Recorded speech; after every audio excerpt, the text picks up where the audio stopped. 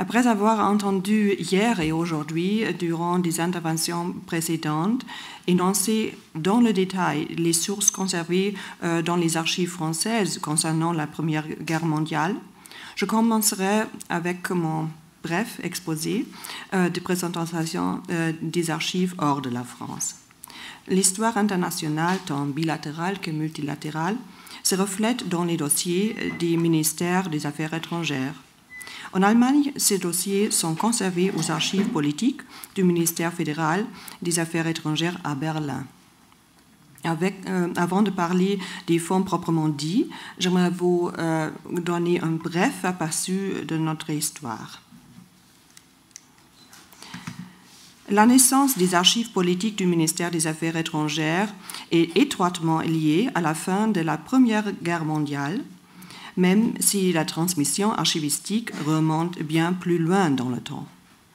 Elle débute en fait lorsque naît la politique étrangère allemande avec la formation de la Confédération de l'Allemagne du Nord en 1866. Auparavant, la Prusse, les pays de Bade, le Holstein, les villes de la Hanse et les autres territoires souverains menaient leur propre politique extérieure.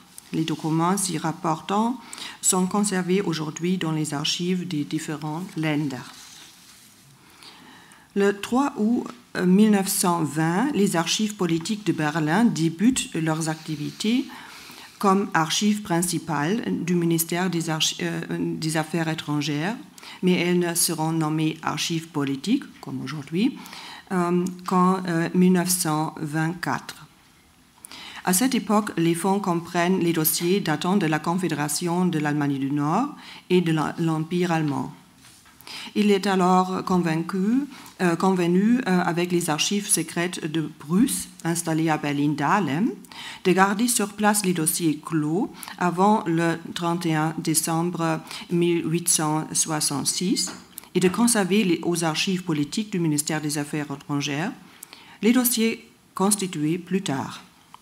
C'est dans ces archives que sont conservés, outre les dossiers, tous les traités d'État conclus par l'Allemagne.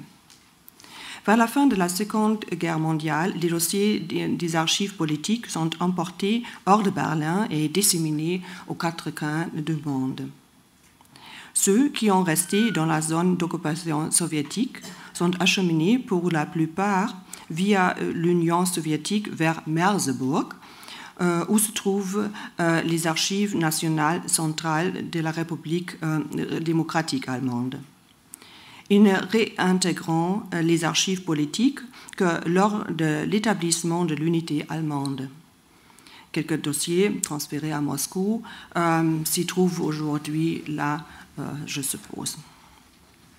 Les fonds localisés à l'ouest et tombés entre les mains des trois alliés occidentaux sont dans un premier temps regroupés à Marburg an der Lahn, puis transférés à Wardenhall en Angleterre, où ils resteront pendant près de 15 ans avant d'être restitués au ministère des Affaires étrangères, recréé en 1951 à Bonn et désormais appelé ministère fédéral des ministères étrangers. Le bon fonctionnement des archives ne sera assuré qu'en 1959. Avec la réunification, les archives politiques reviennent à Berlin, où vous pouvez les trouver aujourd'hui. En 2000, 26 km des dossiers et des traités ont éménagé dans le Haus am Werderschen Markt, siège de l'actuel ministère, et sont désormais réunis avec les fonds du ministère des Affaires étrangères de la RDA. Voilà donc en quelques mots l'histoire de nos archives. Venons au fond, qui joue un rôle en rapport avec la Première Guerre mondiale et surtout avec sa fin. Pour des questions de temps, je ne pourrais pas entrer dans les détails ici non plus. Je me contenterai donc de mentionner tout au plus les fonds qui ont un rapport direct avec la France. Les pièces d'archives conservées sur ce thème proviennent largement de la série La Guerre mondiale, constituée en fait à partir des archives sur la Russie. Sous la préférence de Russie, 104 furent rassemblés en 1914 les premiers dossiers sur la guerre mondiale, qui était au tout début uniquement une guerre contre la Russie. C'est seulement vers 1916 que la nouvelle dénomination « la guerre mondiale » s'établit. 2100 dossiers en tout sont archivés sous cette référence. Comme la fin de la guerre et les négociations de paix sont au cœur de cette conférence, j'aimerais m'y attarder. Je propose d'équisser très court les différents aspects suivant les archives conservées. Alors, la genèse du traité de paix, l'application du traité de paix, l'Allemagne et la France, les réparations, les territoires devant être cédés et des territoires soumis à référendum, et finalement l'analyse critique, juridique et historique. Voilà. Commençons le premier point. La genèse du traité de paix est conservée dans les dossiers de la série Négociations de cessez-le-feu de la Direction des affaires juridiques, dans 44 volumes. Il porte sur la période de 1918 à 1920. Viennent s'y ajouter les dossiers de la délégation de la paix à Paris et Versailles qui couvrent les années de 1919 à 1920 et représentent un total de 293 dossiers.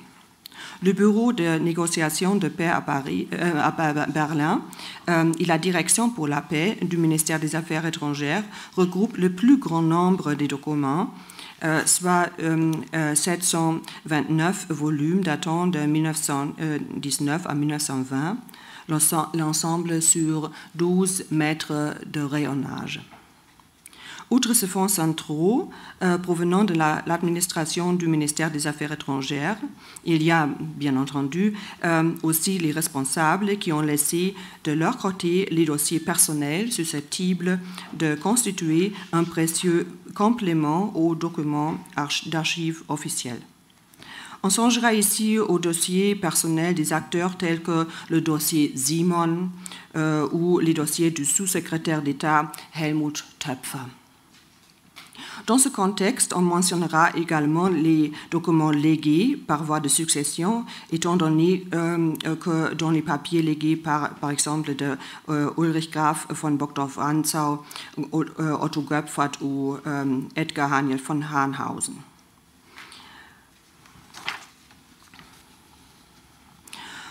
Ce deuxième groupe de fonds qui concerne en particulier les relations franco-allemandes.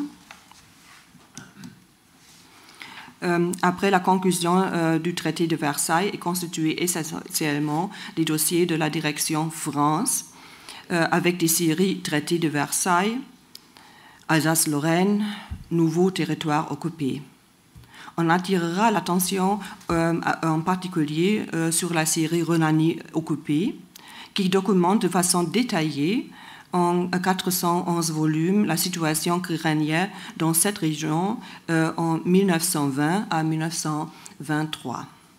Cela s'applique également aux séries dossiers Ruhr et dossiers Saar, datant de 1920 à 1923 environ, qui documentent en plus de 250 volumes l'occupation française et l'administration de ces territoires. Cette série contient également les informations portant sur le quotidien dans les zones occupées et sur les relations entre occupés et occupants. La démilitarisation et la défortification des territoires occupés par la France ayant joué un grand rôle, les dossiers constitués dans le cadre des travaux de la Commission militaire interalliée de contrôle sont très importants, en particulier lorsqu'ils ont trait à la question précise portant sur l'histoire locale. les dossiers de la délégation pour les questions de paix en Alsace-Lorraine, avec ses 39 dossiers provenant de la même période, doivent également être évoqués dans ce contexte.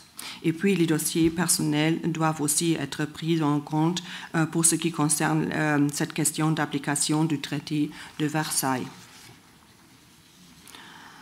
Le troisième groupe des dossiers constitué dans le cadre de la discussion sur les réparations, il se trouve à la direction des affaires économiques dans le fonds RZ 304 et représente 640 volumes jusqu'en 1923.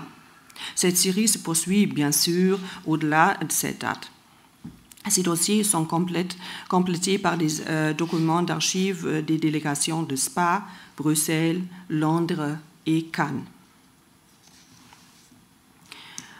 Comme les territoires devant être saisis ou soumis à un référendum ont été abordés lors des exposés hier, j'aimerais indiquer qu'en plus des dossiers sur le Schleswig-Holstein représentant 172 volumes jusqu'à 1923, il existe également des tels dossiers concernant des territoires polonais, soit quelques 800 volumes pour la seule période allant jusqu'à 1923.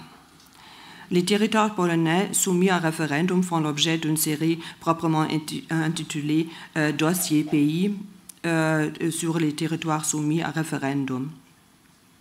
En particulier, concernant le thème Pologne et Allemagne, les documents d'archives sont très nombreux et se retrouvent dans différentes séries.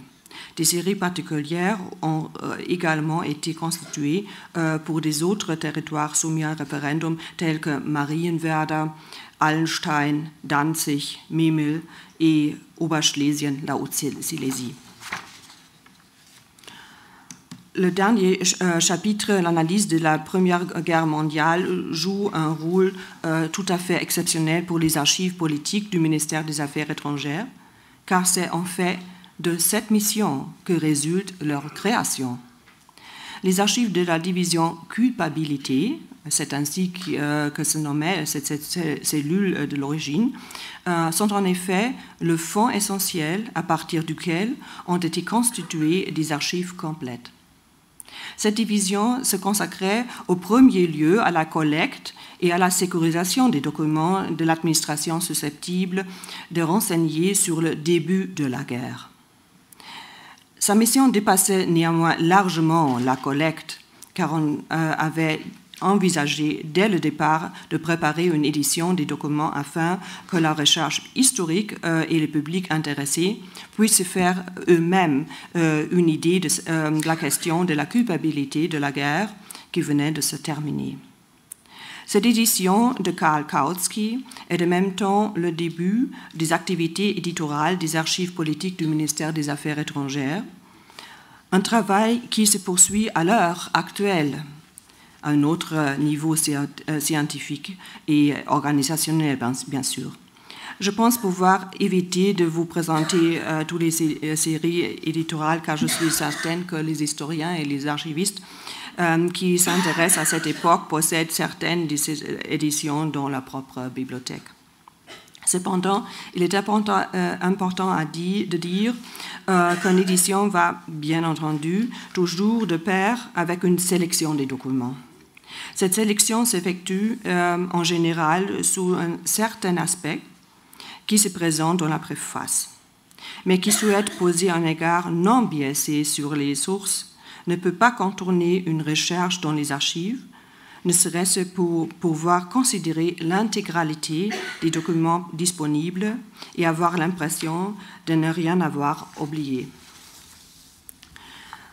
Les dossiers que je viens vous présenter peuvent tous être utilisés sans aucune restriction dans la salle de lecture des archives politiques. Lorsqu'il existe des copies sur microfilm, celles-ci sont mises à votre disposition afin de ménager les originaux.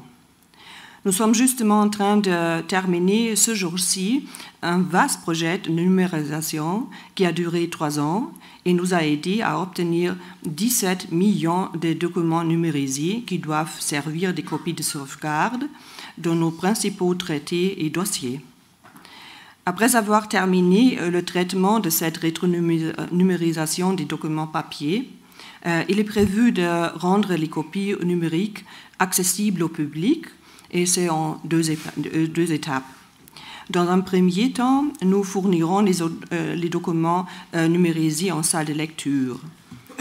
Après un traité adapté, nous sommes actuellement en contact avec les archives fédérales, une recherche sur Internet dont ces documents seraient possibles. Pour vous donner une idée du matériel que nous stockons, je vous en ai importé quelques-uns. Ça, je fais très, très court. Vous verrez qu'il s'agit des documents de l'administration allemande, tout rédigés en allemand. En outre, l'écriture n'est pas souvent en caractère latin, que nous connaissons tous aujourd'hui, mais l'écriture cursive allemande, appelée souvent de matière impropre sutaline. Mais ce n'est pas toujours juste. La machine à écrire a bien entendu fait son entrée vers 1900 dans les services du ministère des Affaires étrangères et des représentations allemandes à l'étranger. Néanmoins, les nombreuses notes sur ces langues, souvent très longues et d'ailleurs, ont été apportées à la main sur ces documents. Il est donc nécessaire d'avoir une certaines connaissances paléographiques des écritures contemporaines pour pouvoir travailler avec ces sources-là. Et je vous y invite vivement.